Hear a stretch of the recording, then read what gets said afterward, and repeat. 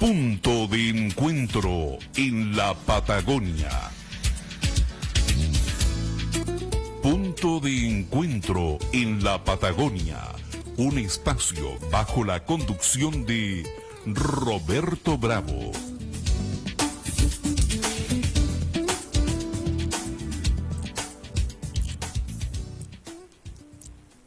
Estimados radioyentes y televidentes, y como también los que nos siguen vía streaming en Facebook, bienvenidos a un nuevo programa de Punto de Encuentro en la Patagonia, aquí en Presidente Ibáñez, la radio con historia.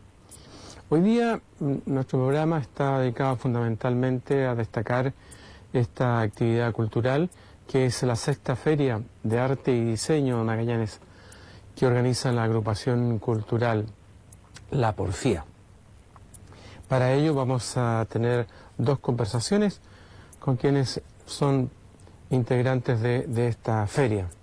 Por un lado está la magallánica Patricia Iglesias, que es ella diseñadora de joyas, y por otro lado la artista visual y gravista de Concepción, Pía Aldana. Con ellas vamos a conocer un poco más de esto y obviamente del trabajo de cada una de ellas. Y bueno, vamos a ir de inmediato al desarrollo del programa, ya que tendremos también una muy breve mirada a algunas de las actividades culturales de esta semana, como también los pensamientos. Así que de inmediato entonces al programa.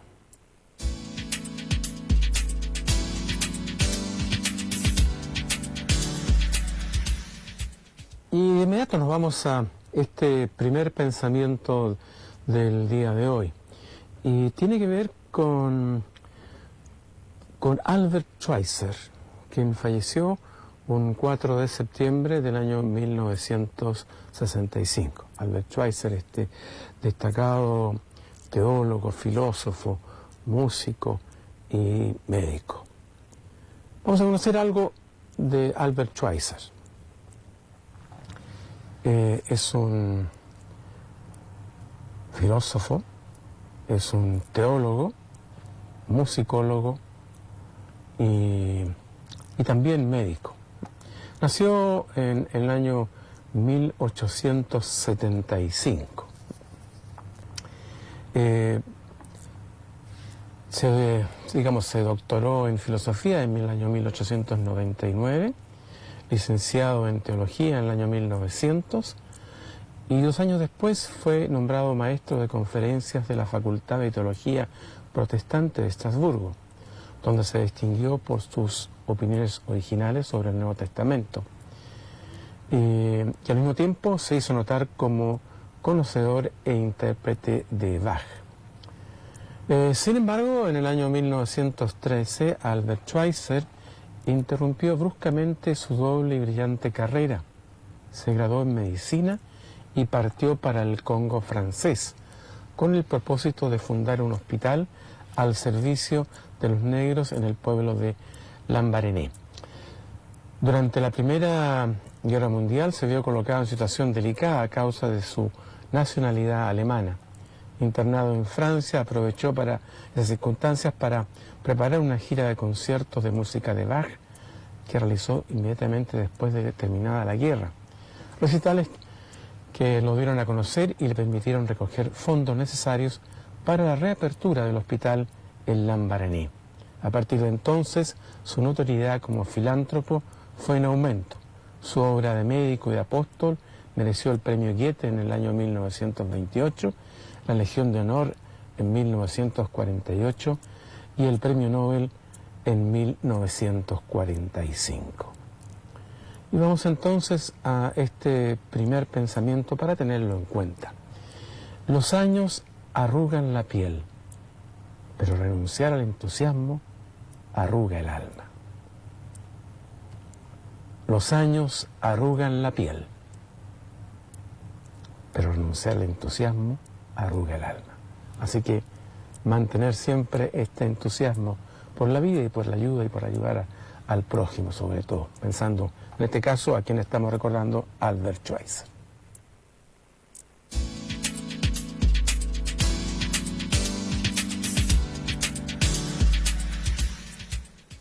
Bien, como decíamos al inicio del programa, hoy día vamos a hablar fundamentalmente de lo que es esta Feria de Arte y Diseño aquí en Magallanes, que organiza la Porfía, esta agrupación cultural. Y para conocer qué es lo que está ocurriendo, porque esto empezó ayer viernes y termina mañana domingo. Así que estamos con Patricia Iglesias. ¿Cómo estás, Patricia? Muy bien, mucho gusto, muchas gracias por la invitación. Cuéntanos de qué consiste todo esto que va a ocurrir, está ocurriendo en estos momentos. Bueno, es una feria que llama convocatoria en el mes de mayo para todos los artistas, digamos, a nivel nacional. La idea es promover, presentar y generar discusión de lo que está pasando en Punta Arenas con respecto al arte, pero también con lo que está pasando en el resto de Chile, para informarnos tanto los expositores como el público en general.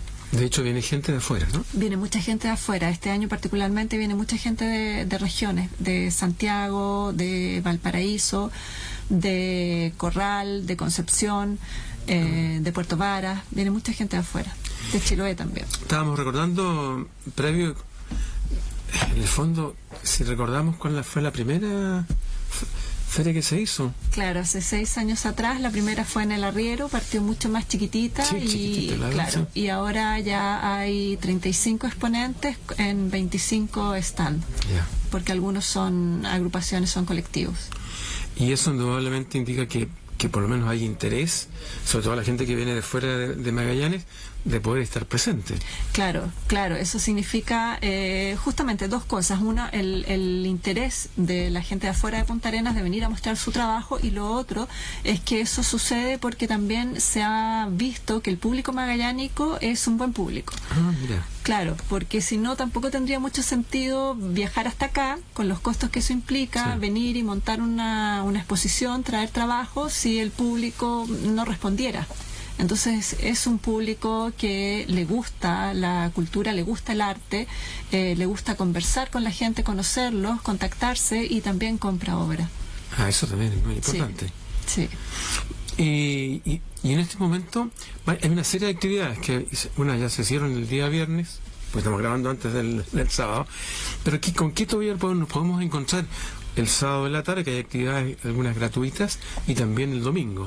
Claro, el sábado todavía hay talleres, hay varios talleres para niños y otros para adultos, que son los que están el día sábado son gratis, y hay de ilustración, hay charlas también, y el día domingo hay 3 talleres, pero 2 de los cuales son pagados, que son de Sachiko y de creación en cuero, que están como bien interesantes. Y el que es gratis es sobre la importancia de la enmarcación y restauración, que también es muy importante. Esos son el domingo.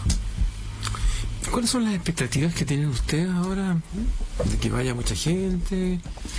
Sí, ¿Tienen datos estadísticos anteriores o no?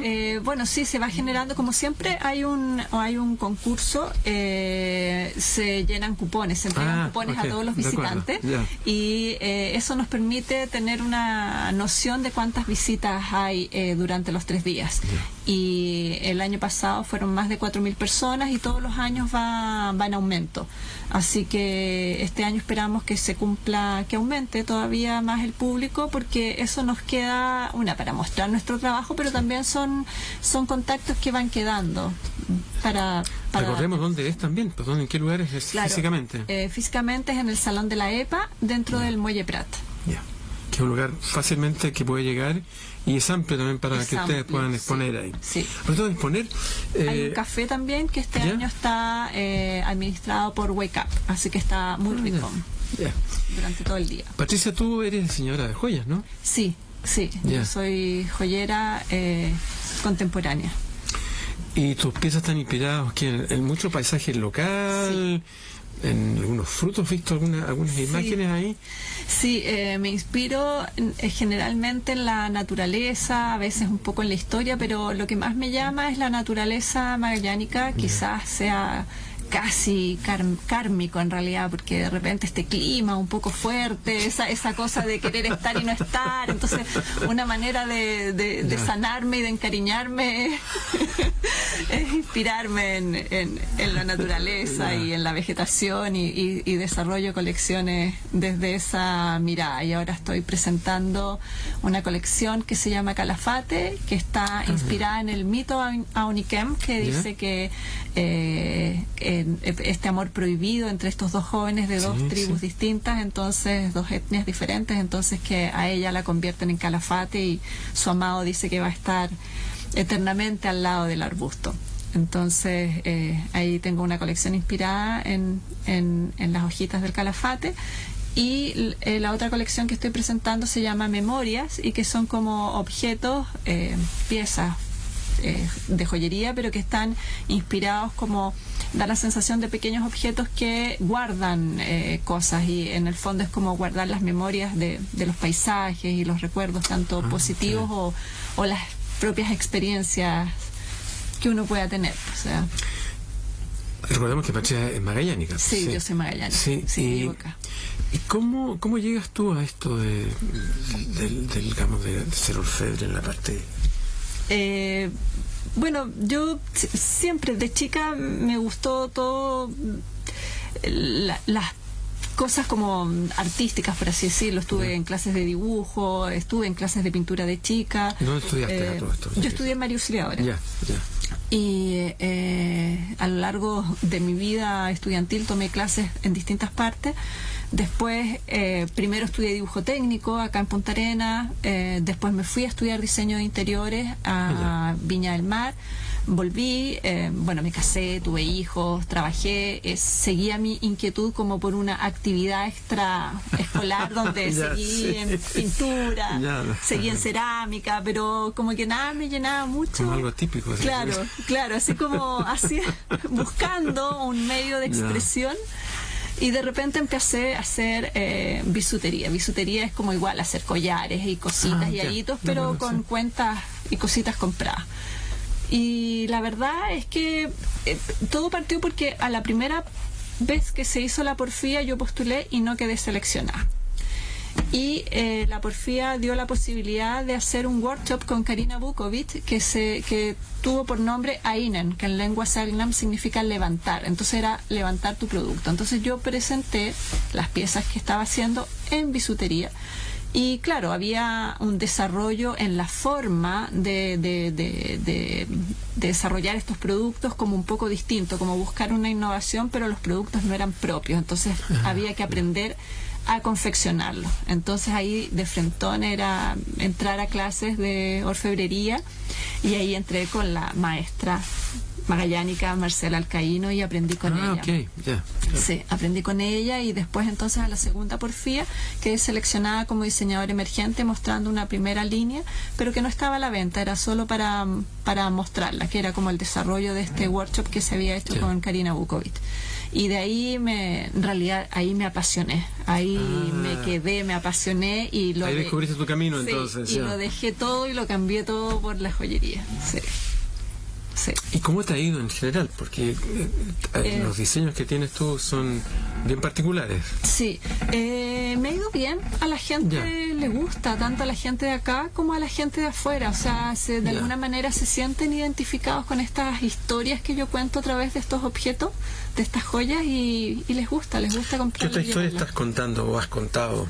La primera colección se llamó Frutos del Calafate, que estaba inspirada en la forma circular del fruto. De acuerdo. Claro, y ahí yo trabajaba con madera recogida, madera encontrada, ramitas de madera que las cortaba y las ensamblaba, las ensartaba en plata. Las salías a buscar. Claro, las salía a buscar, las cortaba y las pulía y las protegía y qué sé yo. Bueno, igual de repente sigo trabajando con madera, si no he dejado la madera.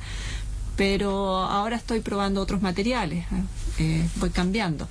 De hecho, a principios del 2018 yo ingresé a la Asociación Gremial Joya Brava, la Asociación Gremial Chilena. Eso me ha permitido también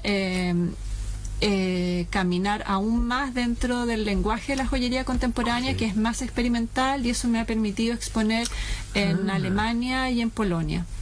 Qué bueno. Sí. ¿Y has tenido alguna respuesta de cómo se apreció tu trabajo?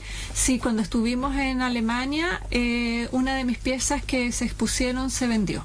Mira. Sí, así que eso es como bien interesante y lo compró una coleccionista japonesa que le gustó mucho la historia que había detrás de mi pieza. Ya. Sí, era una pieza así como con harta carga como simbólica, porque era una pieza que hablaba igual justamente de esto de guardar, de estas cosas que uno guarda a lo largo de toda una vida.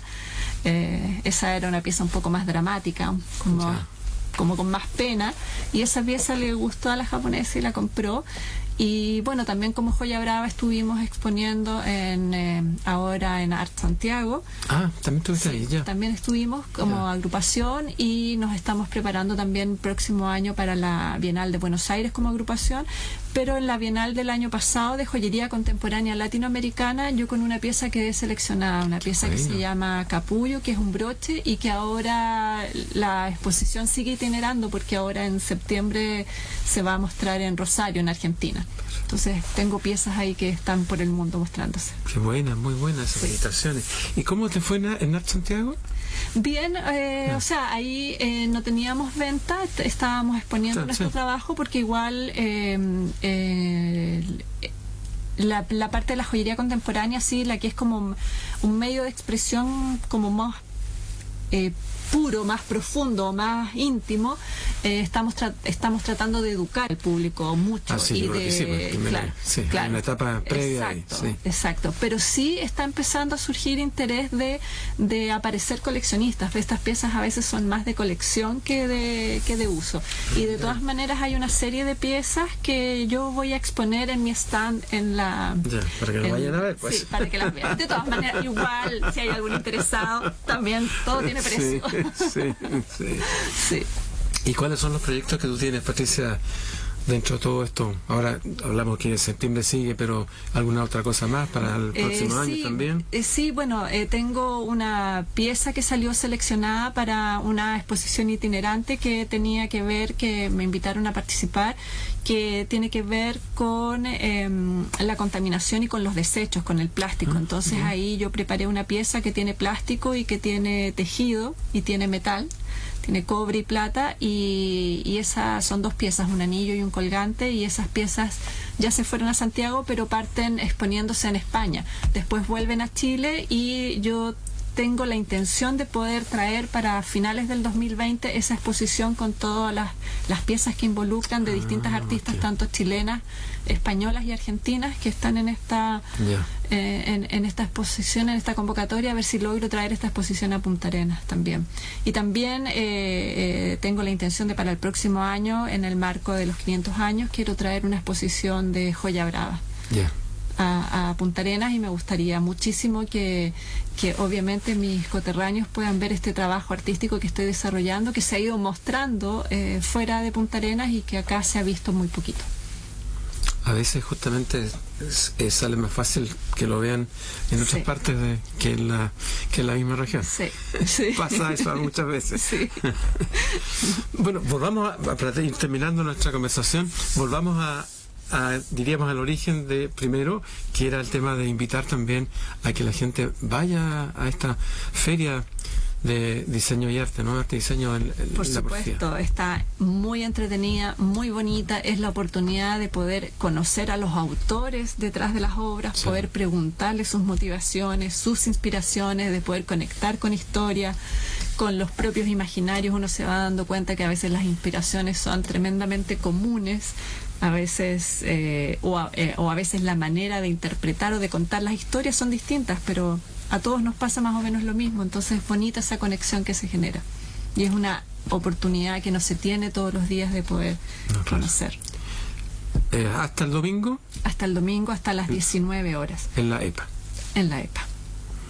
Bien, hemos estado hoy día iniciando entonces este programa de Punto de Encuentro en la Patagonia con Patricia Iglesias, y esto que es conocer lo que está ocurriendo hoy día en Punta Arenas, en el arte contemporáneo y en el diseño, y a su vez también conocer un poco a Patricia con su trabajo en joyería, obviamente. Muchas gracias.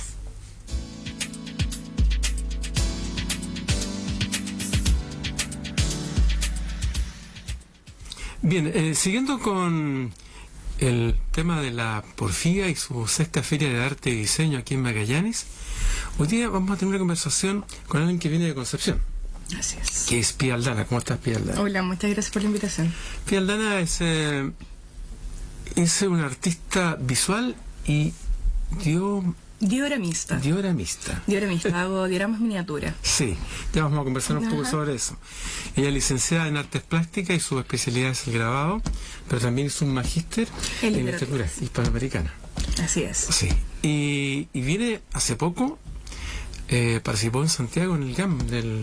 En el Art Santiago, la versión 2019 del Art Santiago. No alcancé, porque yo me vine justo a Punta Arenas en esa fecha. Así que súper interesante, muy interesante. Esto, bueno, ya veremos, pero me parece que pronto va a estar en Santiago también en el Museo Nacional de Bellas Artes, así que ahí capaz que nos veamos. Bien, pero esto de diomarista, ¿qué es el...? El diorama es, a ver, en términos muy coloquiales, porque cuando alguien dice maqueta a mí se me paran todos los pelos, porque el diorama es en sí mismo. La maqueta es el proyecto de algo que puede llegar a ser. Y podría confundirse. En tanto que es algo pequeño, en tanto que es una reconstrucción tridimensional de un espacio que puede ser onírico, que puede ser real, que puede ser histórico, etcétera. Hay muchos tipos de diorama, de hecho sus usos son amplísimos, no solamente en el arte contemporáneo, también para la ciencia, para la historia, para el mundo del cine, por ejemplo. Abundan los dioramas miniaturas en lo cinematográfico. En mi caso yo lo utilizo para el arte contemporáneo y los dispongo en vitrinas contenedoras y con un montón de signos y símbolos. Por ejemplo, los que traigo acá tienen ventana oval que aluden al relicario, el lugar de resguardo de la reliquia. Perfecto. ¿Y cómo llegas tú a esto?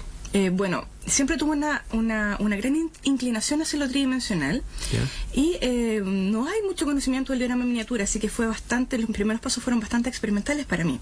Empecé a buscar referentes desde el retablo, desde una fotógrafa inglesa que se llama Julia Fullerstone, que ella hace escenas a escala media y sitúa a adolescentes como en Alicia en el País de las Maravillas. Entonces desde ahí partí y todo parte desde el discurso también, desde la reflexión, porque empecé a trabajar con el coleccionismo doméstico como discurso y a preguntarme qué era lo que yo coleccionaba. Y lo más símil que tenía una colección como la define la RAE, que es acumular objetos de una misma especie, eran mis dormitorios. Había vivido en muchos dormitorios, en 35 dormitorios. ¿Cómo tanto? Entonces, eso es una colección, ¿no? Sí, pero no una colección convencional. No es convencional. Una variación del acto coleccional. Sí, de acuerdo. Entonces, lo que hice fue empezar por medio de la memoria a realizar un texto por cada espacio y a reconstruirlos en miniatura, retirando la pared que menor identidad le quitase al espacio. Y los emplacé como un escenario. Y luego los cobijé dentro de estas vitrinas contenedoras con luz interna, con ventana oval donde las personas se tienen que acercar e incorporar la corporalidad para poder visualizar de mejor manera lo que hay dentro. Ese fue mi primer proyecto, eso fue hace 2 años atrás. Y de ahí he venido desarrollando una serie de cuerpos de obra, de grandes cuerpos de obra, siempre desde el arte contemporáneo, en torno al diorama miniatura y el coleccionismo doméstico como discursos, pero desde las variaciones. Por ejemplo, coleccionismo de plantas, de seres vegetales, coleccionismo de espacios que yo atesoro de mi ciudad de Concepción, que me gustan mucho, coleccionismo de umbrales patrimoniales, pero no valorando los edificios patrimoniales per se como edificios, sino como contenedores de memorias colectivas. Es decir, como espacios de empatía, en donde todos nos podemos reconocer independiente de nuestros orígenes, de nuestras edades, de nuestras clases sociales, de nuestras posiciones políticas, etcétera. Hay que decir también que cuando te recibiste en el 2008, ¿no? Sí. Fue con honores. Sí, tuve el premio Universidad de Concepción. El mejor académico, desde el punto de vista académico. Sí. Y antes de eso, ¿desde cuándo empiezas tú con todo esto de interesarte por, en este caso, por las artes visuales, por el dibujo, o lo que sea? Por las artes, bueno, siempre. Sabes que yo no tengo recuerdos en donde no esté vinculada no solo a las artes visuales, sino también a la literatura. Empecé a leer antes de entrar al colegio, claro. Y porque para mí me parece que todo lo que es interdisciplinario te expande intelectualmente. Sí, igual. Entonces trato de nutrirme desde todas las áreas posibles y desde muy chica tuve muchos vínculos con lo histórico, de hecho me gustaba también la arqueología, las lenguas muertas, y bueno, el arte contemporáneo, el arte como disciplina, bellas artes, siempre tuve mucha facilidad para realizar dibujos, pintura, etcétera, y es algo que me agrada profundamente. El diorama miniatura es un lenguaje que, a pesar de todo lo que yo te he contado, que es bastante denso en términos de discurso, ¿no? Pero lo puede valorar un niño, se puede acercar a una dueña de casa, porque es algo exquisito y de puro disfrute verlo. Entonces sí, desde muy chica empecé a aprender oficios y pintura y croquis, no sé, textilería. Es algo que las artes están intrínsecas desde muy. ¿Y había alguien en tu familia que se dedica a...? No, pero había un señor maravilloso que hacía juguetes de madera, que no era mi abuelo, pero parecía mi abuelo, y yo pasaba muchas horas con él en el taller. Y el Tata Mario, porque yo le decía así, lo veía tornear mucho tiempo, y en muchos de los procedimientos que él realizaba, yo los hago ahora en mi diorama. Aprendí mucho de él, sin saber en esos años, porque tenía 7, 8 años, que iba a hacer alguna vez dioramas miniaturas. Entonces, desde él, por ejemplo, es muy cercano. Mi mamá es decoradora de interiores, entonces el mundo del diseño también me es muy cercano. La literatura es porque siempre me pareció fascinante el mundo de los libros. Me parece que te transportan a millones de lugares y te permiten soñar también. Te permiten soñar y te permiten empatizar con una enorme diversidad de formas de pensamiento. Y ya que hablaste de un tema que te preocupa, es la memoria, ¿no? Sí, la memoria me parece tremendamente relevante, pero bueno, yo la valoro en este caso, en este último proyecto la estoy valorando como una vasta y magnífica colección de recuerdos. Nuestra memoria es una colección. Sí, de acuerdo. Siguiendo con las variaciones del acto de coleccionar. Pero me parece, porque si la memoria, no tenemos identidad, no tenemos arraigo, no tenemos historia. Por eso me parece tan relevante.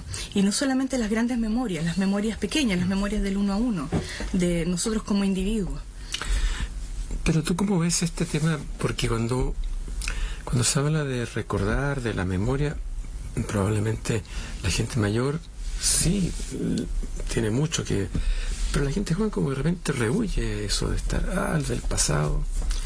Pero en algún punto de la vida esa gente que ahora es más joven sí va a tener un apego súper grande a sus memorias y va a encontrar el valor, el sentido. Es como con el coleccionismo.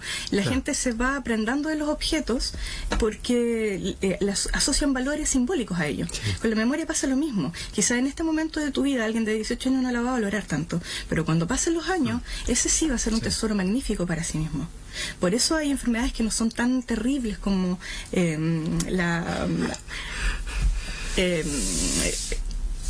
¿cuál? De demencia senil y el Alzheimer. Sí, el Alzheimer. Porque perdemos parte de nuestra identidad fundamental. Sí, bueno, eso sí. ¿Y qué estás coleccionando ahora, todo esto? Yo siempre he coleccionado libros. De hecho, mis hermanos me molestan porque de verdad tengo una fijación muy grande por los libros. Plantas y bueno, y mis dioramas ya son muchos, así que pasaron a ser una colección. No todo, tengo harto apego con ellos, entonces no todos los vendo. Me quedo siempre un par de piezas, un par de horas de cada proyecto. Una vez que fuiste viendo todas esas posibilidades en la infancia y después imagino que también en la adolescencia, pero ¿cómo fue ese camino hasta llegar en este caso a las artes plásticas? Bueno, tuve hartas inclinaciones en la época de la enseñanza media con la literatura y con el teatro, pero nunca dejé de hacer obra, nunca dejé de hacer pintura en esa época. Pintura, silografía, fotografía estenopeica también. Y luego, indefectiblemente, no tuve que elegir estudiar arte, y para mí es una decisión que volvería a tomar si tuviese la posibilidad. No haría otra cosa en mi vida. Además que el diorama miniatura es fantástico porque son muchas disciplinas reunidas. Entonces, no solo hago dioramas miniaturas, también hago cerámica, pintura, ilustración, pintura al óleo, troqueles y dioramas pictóricos. Entonces, es un mundo tan vasto que creo que no volvería a ser lo mismo. Tú me preguntas, el camino para mí fue lo más natural. No hay... no tengo una epifanía porque hay muchas personas que dicen, aquí en mi mundo cambió, voy a hacer esto en mi vida. Para mí fue lo más natural del mundo ir hacia las artes visuales, hacia las bellas artes. No hay una circunstancia que me hubiera determinado. Creo que fue una inclinación. Y de ahí derivaste en el grabado, por lo que se ve. De ahí derivé en el grabado porque siempre he sido muy apasionada con el oficio. Concepción también es un lugar. Es un lugar, una cuna de grabadores. Bueno, Sí. Concepción es una ciudad cultural, Sí, claro. pero hay una tremenda cantidad de grabadores y de muy buenos grabadores. Si tienen la posibilidad de conocer el trabajo de los Pelantaro, por ejemplo, del Pelantaro, creo que a los auditores, al público le podría gustar mucho. Pero sí, es una... La gente que nos escucha y nos ve a través de esta red o a través de Facebook también se ve vía streaming, así que y después de eso sigues avanzando. Sigo avanzando, bueno, sí, sigo avanzando, terminó la carrera, yo ya había empezado a hacer algunas cosas con el diagrama en miniatura. Ya habías empezado. Sí, durante la universidad, en el pregrado. Y bueno, tenía el premio Universidad de Concepción, me adjudiqué ese premio a la excelencia académica y tenía que decidirme por un magíster de la universidad que era parte del regalo. Y evidentemente, qué buen regalo, bueno, sí. excelente regalo. Sí. Y evidentemente tomé literatura porque los libros me han acompañado toda la vida. Siempre he leído mucho y la literatura latinoamericana es de lo que más me gusta, además. Así que tomé ese magíster, que además está muy bien evaluado a nivel nacional en términos académicos dentro de las universidades, entonces no podía desaprovechar esa posibilidad. Y también terminé el magíster con excelencia académica. Y luego he seguido desarrollando y aprendiendo una serie de oficios paralelo a mi práctica artística. Inquieta, de todas maneras. Claro, Sí. y haciendo gestión cultural también. También. Sí. Ya. ¿Cómo se ve hoy día en el ámbito justamente de la cultura en Concepción? Porque siempre ha sido un lugar muy importante. Desde el teatro. Sí, eso mismo te iba a mencionar, el TUC. Sí. Concepción yo creo que tiene tradición cultural. De hecho, el eslogan de Conce es ciudad cultural. Sí, claro. No solamente para las artes visuales, también para la música, es un semillero de grandes músicos a nivel nacional. Del teatro que tú mencionas, de la danza, de la literatura, de los grabadores, por supuesto. Entonces, es una ciudad que está pletórica de cultura. Creo que podría ser mucho más potenciada en términos de los recursos que se insertan para poder desarrollar todas estas disciplinas artísticas. Pero es una ciudad que además es cosmopolita, está la Universidad de Concepción, que es muy grande, entonces hay hartos centros de investigación. No obstante, siempre se pueden mejorar las cosas, pero sí es una ciudad con un tremendo panorama cultural y muy buenos artistas que están siendo valorados a nivel mundial. Claudio Romo, uno de los mejores ilustradores que hay en el mundo. Bien. Y es docente de la Universidad de Concepción. Me acuerdo ahí del mural que está ahí. Presencia de América Latina. Sí. Sí. Que, bueno, ahí lo estuve allá justamente. Hay varios murales, hay otro de Siqueiros también, bueno, Siqueiros es mexicano. Bueno, González Camarena también es mexicano. Sí. Y además la pinacoteca que tiene ahí la Universidad de Concepción es excelente. La Pinacoteca tiene la colección de arte chileno más grande, tiene más obras que incluso el Bellas Artes, es la colección más vasta que hay a nivel nacional. No tienen tantos recursos, pero sobre todo con la labor que hizo una exdirectora, María Soledad González, la Pinacoteca pudo obtener fondos de restauración, fondos para conservar patrimoniales, entonces ha podido crecer y sustentarse de una forma súper potente. Es uno de los ejes fundamentales de la cultura en Concepción. Bueno, también está el Temander, con mucha cultura, que son centros culturales más pequeños, ¿no? Algunos vinculados a algunos PAF también, como Casa Salud. Está otro ícono también es lo que están haciendo en la Católica. Entonces hay harta dimensión cultural. O sea, vuelve un poco a lo que ha sido en su... Sí, afortunadamente, yo creo que hace unos 5 años atrás ha recobrado una fuerza, Concepción. ¿Y tú has tenido la posibilidad de ir a la capital del reino, como digo yo? Santiago, claro. Sí. Mira, yo me fui a Santiago incluso a vivir un par de años. ¿Por qué? Para poder hacer los vínculos, para poder exhibir obra en Santiago. Pero cuando ya tuve solucionado ese tema y expongo en el Museo de Arte Contemporáneo, ahora voy a exponer en el Bellas Artes, participo en varias ferias allá, me vuelvo porque la calidad de vida es muy distinta, ¿no? Y lo verde de Concepción, eso es impagable.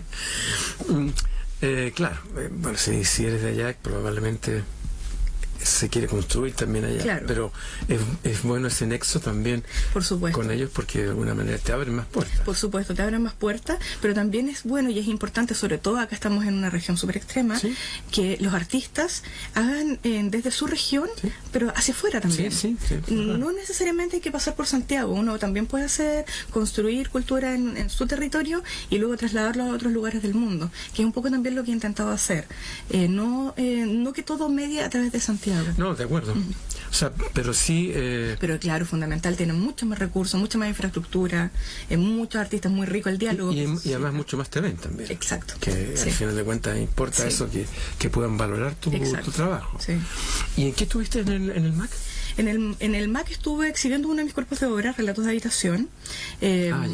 También he trabajado harto con Arte al Límite, que es una editorial de arte en Santiago, que el año antepasado escogió a 35 artistas de menos de 35 años que fueron relevantes a nivel nacional, y entre esos me eligieron y editaron este libro, Chile Arte Joven. También he participado con ellos, he estado harto en la FAXI, que es la feria de arte, que también es muy buena, porque conoce a muchos galeristas, muchos coleccionistas. Esa es la gracia que tiene esa... En Concepción no hay coleccionismo de arte, Santiago sí. Pero en esos términos sí, claro, uno tiene que evidentemente generar vínculos y existir. Y hace poquito estuve en el GAM, en el Art Santiago. Sí, recién, claro. Sí, recién, que fue súper bueno, muy muy bueno. ¿Y vas a volver ahora al Museo Nacional de Bellas Artes? Primero en Concepción, en el Bellas Artes de Conce, y luego en enero en el Bellas Artes de Santiago, el 25 de enero. Ya. Sí. Y de ahí esa misma muestra va a Barcelona, y esa misma muestra después se va a Nueva York, en agosto. Bueno, también lo ve acá en Punta Arenas, por lo menos hay un grupo de artistas visuales que están justamente mostrando su obra fuera de Chile también, sí, en Europa. Entonces eso se está bien. Bueno, ahora hay muchas mayores facilidades también. Claro, la internet, la comunicación, obviamente, mucho más fácil. Sí. Y esto de hacer cultura de la región, ya que eres una gestora cultural, ¿es fácil o difícil? ¿Cómo es? ¿Con qué cómo lo arreglas eso? Yo creo que es ¿Hay aporte, diríamos, del sector privado, sector público? ¿Cómo? Sí, hay aportes, no son tantos, pero yo soy súper determinada. Y porque creo que desde allí, desde la constancia, uno puede ir construyendo cosas. Luego, las personas, por ejemplo, en Concepción, las instituciones confían en que voy a ejecutar lo que digo que voy a ejecutar, porque el paso del tiempo ha demostrado que es así. Pero sobre todo, bueno, la gestión es compleja siempre, pero si hay espacios, nosotros trabajamos, por ejemplo, con la Alianza Francesa, que nos facilita sus instalaciones para desarrollar, por ejemplo, ferias de arte contemporáneo o ferias de diseño. Harto con artistas del acero también he trabajado, y con la misma universidad. Sigue siendo un panorama complejo, no es fácil hacer gestión, mucha gente, la cultura no es algo masivo, las personas entienden por cultura mucho más, no sé, lo musical, que las bellas artes o que el teatro, entonces mucho más el teatro incluso, pero aún así yo creo que se puede, y uno puede tratar de abrir espacio. Es difícil, pero cada vez hay más credibilidad, cada vez hay más público, y se van ampliando las audiencias. Y sobre todo hay más gente joven interesada en todo esto. Sí, hay más gente joven, lo cual es muy rico porque vienen con una energía súper fuerte, y son un aporte. De pronto todo ese ímpetu hay que canalizarlo, pero es súper bueno, es muy muy bueno. Esto de salir, yo lo que tengo entendido es que tú en diciembre vas a Miami. Al Art Week, sí, una de las ferias que componen el Art Week Miami, con dioramas miniatura y un par de esculturas cerámicas. ¿Vas con la diorama? Sí, con dioramas y esculturas. Ya. Con una galería sudamericana que abrió una convocatoria de artistas chilenos, y dentro de los que quedé seleccionada. ¿Y también estás con la escultura? Sí, eso es lo que te decía, pero no es tan extraño, porque el diorama en miniatura son muchas técnicas reunidas ahí. Ahí, dentro de la construcción del diorama, tienes que pintar, tienes que hacer escultura en pequeño formato, cerámica, artilugios eléctricos. También, pero es más disfrute que paciencia. Entonces, claro, evidentemente, y además porque quería hace mucho tiempo llevar mi imaginario pictórico en óleo al volumen cerámico, porque me llama lo tridimensional. Entonces empecé a desarrollar escultura, ahora traje un par acá a la Porfía, que me parece una instancia magnífica todo esto. Así que estoy muy contenta haciendo volumen. ¿Y cómo fue el contacto con la Porfía? ¿Cómo llegaste? Llegué a la Porfía porque vi una convocatoria en internet, la vi el año pasado, de hecho, y el año pasado me dio un poco más de susto porque traigo mucho peso, muchas obras, mover dioramas no es fácil. Claro que te dio susto, no lo creo. Bueno, pero era más complejo en términos logísticos llegar acá. Y mi hermano, afortunadamente, con mi cuñada se vinieron a vivir hace unos meses, entonces podía tener cierto apoyo en términos logísticos. Y así que postulé, afortunadamente quedé, y como sigue siendo complejo mover obra, postulé en Fondar Circulación, y adjudiqué un fondo de circulación, así que ha sido bastante agradable todo el proceso. Intenso, pero muy, muy bueno. Hoy día, ¿se puede vivir del arte? Sí, sí se puede. Ya. Sí. Tienes que ser constante y perseverante, porque el arte ya no es... siempre las personas creen que en la figura, por ejemplo, de Vincent Van Gogh, ¿no? Como el artista bohemio, el artista maldito, el artista borracho, el artista muerto de hambre. Pero la verdad es que si uno es riguroso y trabajas, porque es como cualquier otra labor, o sea, Picasso decía, la inspiración existe, pero te tiene que pillar trabajando. Entonces, esto es lo mismo, exacto. Sí. Entonces, yo creo que sí se puede. Lo hago. Sí, no, claro. Entonces, y se vive bien. Obviamente no desde el principio, porque es un camino mucho más complejo que en otra... Sí, ¿cuántos años también? Yo ahora llevo, claro, 12 años haciendo obra, sí. Pero sí, me va bastante bien, la verdad es que estoy muy contenta con esto, no haría otra cosa, como te decía. Paralelamente tengo una marca de diseño de autor desde que estaba en la universidad, que también ha permitido tener ciertas seguridades, porque salí de la escuela no teniendo que buscar algo que hacer, porque yo ya tenía algo que hacer. Entonces podía tener los suficientes ingresos, ponte tú, para poder financiar los primeros proyectos de forma autónoma, digamos. Y luego empecé a vincularme más al Ministerio de Cultura, hacer las postulaciones a Fondart, qué sé yo. Pero hoy en día sí, sobre todo participando en ferias, en festivales internacionales, exposiciones, etcétera. Es un camino súper bello. ¿Usted se llama Pájaros en la Cabeza? Pájaros en la Cabeza Diseño. ¿Y por qué se llama así? Porque de chica siempre me decían como, tienes pájaros en la cabeza. Bueno. Es un súper lúdico nombre. Sí. Y es como, no pasa nada mucho divertido. color, todo pletórico de color. No pasa nada, es divertido. Y ahí te dedicas exactamente a joyería textil, accesorios, complementos femeninos, y también tengo alguna merchandising de mi producción artística. Es una mujer múltiple tú. Claro, hago hartas cosas, sí. Tengo múltiples intereses, pero está bien, todo bien y bien complementado por lo que estoy viendo, o sea, te mueves en distintas áreas ahí. Que se complementan entre sí, porque uno tiene que ser riguroso. Y si en tanto, bueno, por lo menos desde mi perspectiva, ¿no? Entonces trato de siempre ir perfeccionando lo que voy haciendo, y independiente de que porque ya la disciplina, lo que uno hace es súper libre. Hacer obra es un disfrute pleno, ¿no? Y tienes muchas libertades, incluso tu mundo interno es muy vasto y muy libre.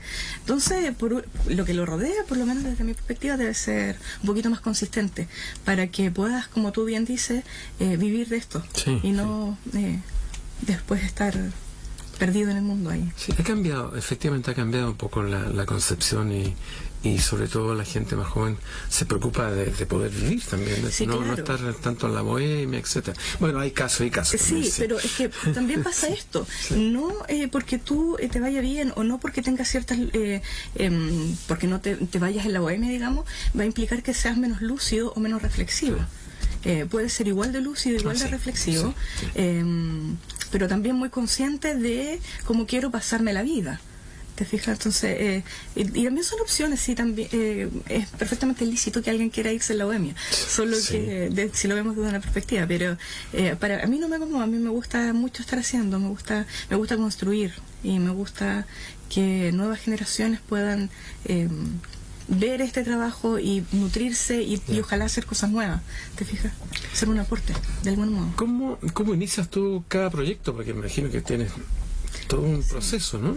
Bueno, parto desde la reflexión, siempre desde la reflexión, y luego desde allí voy articulando. Por ejemplo, ahora estoy con un nuevo proyecto, porque me he vinculado a lo patrimonial desde el coleccionismo, pero para mí es fundamental la naturaleza en la vida. Un eje fundamental de toda mi vida, no solamente la artística. Y ahora estoy iniciando 2 proyectos asociados, que es uno de flora y fauna, fragmentos de un paisaje endémico, en donde tomo algunos seres naturales, o sea, vegetales y animales, de nuestro patrimonio natural, por medio de troqueles, de cerámica y de instalación. Y en la fauna de los jardines y la sagrada oralidad estoy desarrollando rescate de nuestra oralidad, de nuestra sagrada oralidad, de nuestras leyendas. También en donde está la naturaleza hiperbólicamente representada. Y esto que tú has estado haciendo, ¿cómo lo aprecia la gente? Por ejemplo, este tema de los balcones. Sabes que es súper bello. Pasan varias cosas. Una de las cosas que a mí me agrada es que este proyecto de los balcones, ponte tú, al que aludes, salió de Chile. Y las personas en otros territorios creían que eran balcones de su ciudad. Y eso a mí me resultó muy gratificante, como vernos desde algún territorio empático, porque siempre estamos notando las diferencias en todos, ¿no? Y lo otro que ocurre es que es el disfrute. Las personas cuando se acercan a algo pequeño despierta nuestro sentido de protección, entonces, y de cobijar algo. Entonces, produce ternura, produce sobrecogimiento y también produce irte para atrás en tus propios recuerdos. Entonces las personas se vuelven a sus memorias. Me pasó con Relatos de Habitación, que fue mi primer proyecto, que en un momento me pidieron de una ONG de mujeres que habían sido abusadas sexual, psicológica y físicamente, exhibirlos en una de sus dependencias, y lo hicimos. Y fue tremenda la inauguración porque las mujeres estaban muy afectadas y muchas lloraban y estaban de verdad tremendamente afectadas, porque evidentemente si ves un espacio dormitorio empiezas a recordar los tuyos y lo que aconteció contigo. Entonces también al tú vincularte a espacios comunes que son nuestros espacios domésticos o los territorios, ponte tú, como umbrales, que son los balcones, que es un umbral entre lo público y privado, estás convocando también a la historia de las personas, estás convocando a las biografías de cada uno. Y eso a mí me parece súper relevante, súper interesante, más que relevante, interesante. Sí. Y diríamos, por ejemplo, hoy día, bueno, hay no sé si se valora mucho el arte en Chile o no. Uno podría discutirlo un poco. Yo lo discuto bastante y tengo una teoría que quizás no es muy políticamente correcta, pero me parece que a todos los gobiernos, no solo a este color político, les conviene un pueblo, una sociedad que no esté educada, que no sea reflexiva, porque es mucho más fácil de dominar. Estamos de acuerdo, sí. Entonces creo que el hecho de, por ejemplo, recortar presupuestos para la ciencia, que ocurrió este año, y para el arte, va por ahí, ¿te fijas? Con no entregarles, porque además el arte, más allá de lo bohemio, el arte de forma interna le entrega a las personas unas libertades tremendas. Sí, claro. Tu mundo interno se vuelve inmenso. Y tiene un efecto multiplicador, además. Exacto. Sí. Entonces, y de generosidad también, y de crítica social, y de todo lo que puede desestabilizar, digo, una estructura, un modelo. Sí. Entonces, desde allí yo creo que es por eso. Y creo que es súper triste que sea así, es súper egoísta. Sí, pero también, bueno, por una parte es molesto también, pero también yo creo que invita lo que muchas veces también pasó, que era al ingenio. Sí, claro. A cómo poder traspasar eso. Sí, claro, por supuesto que sí. El ser humano siempre, la vida siempre se va a abrir paso. Sí. Pero estamos en una etapa del mundo en donde tenemos tremendas comunicaciones, tecnología avanzada, y no obstante seguimos siendo neandertales en un tema así. Sería cuanto mejor si pudiésemos no tener que ingeniárnoslas, sino que hubieran ciertas cosas como por derecho, de forma natural, que fueran incuestionables. La libertad de expresión, el conocimiento, que las personas tuviesen tiempos en su vida. Acá ustedes tienen la fortuna de tener un poquito mejor calidad de vida, pero por ejemplo en Santiago la gente, tú la ves y está angustiada de solo tener que moverse de un lugar a otro entre el trabajo y su vida cotidiana. Entonces es súper complejo este tipo de sociedad que hemos construido. Sí, bueno, pero la gente que está en Santiago sabe a lo que va. O sea, no, somos igual, sí. Cuéntame cuáles son tus proyectos, ya vamos a ir terminando la entrevista. Bueno, ¿qué proyectos tienes?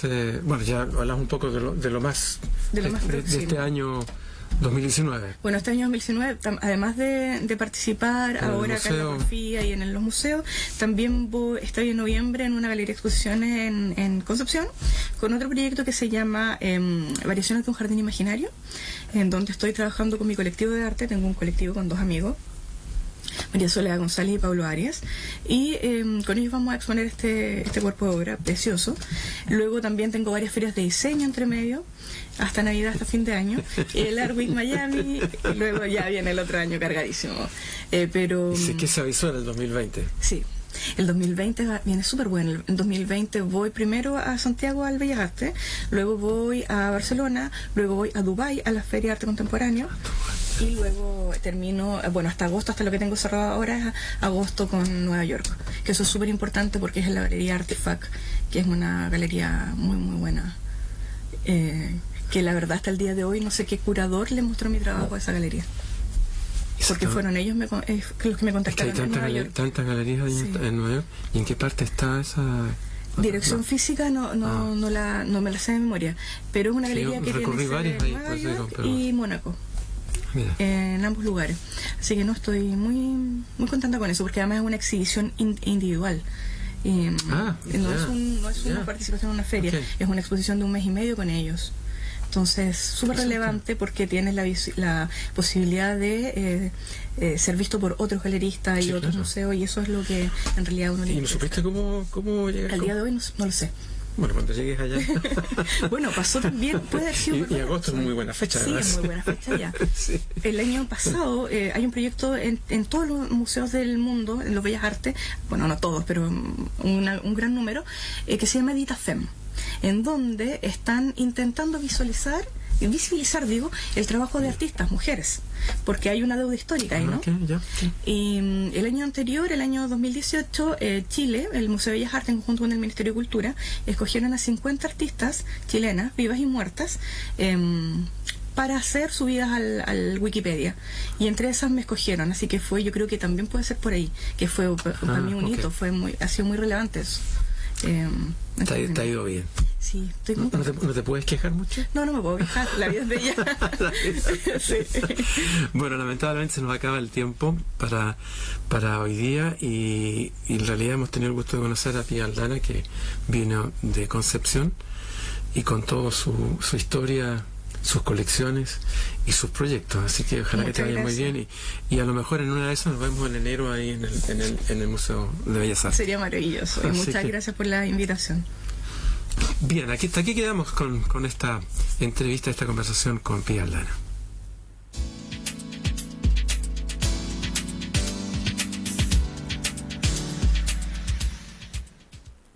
Bien, hasta aquí llegamos con el programa de hoy. Y antes de irnos, vamos a ir a este segundo pensamiento, que también es de Albert Schweitzer, y que dice así: los ideales se parecen a las estrellas en el sentido de que nunca los alcanzamos, pero como los navegantes, con ellos dirigimos el rumbo de nuestras vidas. Los ideales se parecen a las estrellas en el sentido de que nunca los alcanzamos, pero como los navegantes, con ellos dirigimos el rumbo de nuestras vidas. Para tener presente entonces este y el primer pensamiento, que tiene que ver por un lado con el entusiasmo, y con el otro, en este último, con los ideales. Nos vamos entonces. Que tengan una muy buena semana. Gracias por la oportunidad. Esperamos vernos la próxima. Punto de encuentro en la Patagonia. Punto de encuentro en la Patagonia. Un espacio bajo la conducción de Roberto Bravo.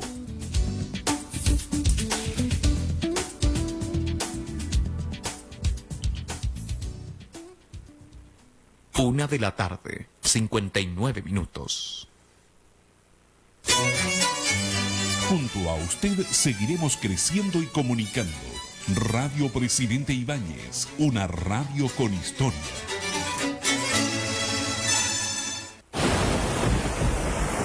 En el mar.